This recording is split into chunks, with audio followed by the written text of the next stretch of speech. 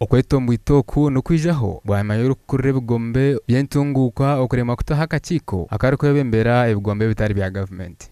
Twayisereho AGM NGO zizabeze byo muzika kwatanze za Yerunda mwaka sente zakora AGM twayita members ba NGO forum muri Ntungamo district yona na board yayo twageraho meeting aha ngo twagiremo board tiyataho resolution zo twashazemo meeting tiyagira ngo izikora ikintu kitambuze.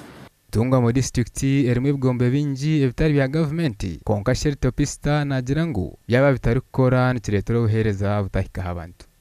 Obwire bwingi no shanga projects kwanza from district zikabe zitandikira grassroots kuko shanga ngo NGO je yabenedana sa NGO zona ninga CSO zona ushango ekaburamani tiyachukora so shanga cyaguma coordinating za CSO zansi kugira ngo zikwatagane zikora imirimo ya district so shanga ngo abantu baburijo tubafuna buheza bukumara kugira ngo umuntu okuba CSO yo kubanyemanyaje abantu kuba kutura no kuba kubera teri involved mu kintu.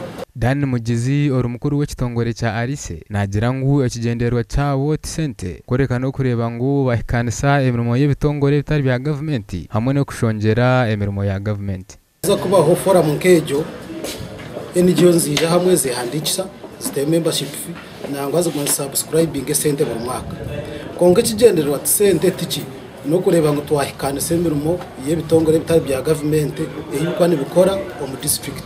Orukura ebigombe byentunguka omu district ya Ntungamo John Turiatunga ayakire ekihandiko aho ashoborere ngo bitongore bitari bya government ne babyetenga kandi agire ngo kushaba kwabo naija kutomunkora.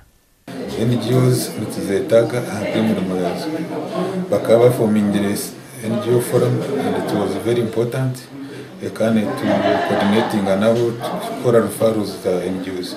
Ebitongore bitari bya government ne bimwe basize kuretaho entunguko mu ihanga owe bari kuhereza obuhereza bwa busha aha bantu. Amakoraga gashakwa Simon Ayamba omuri Ntungamo.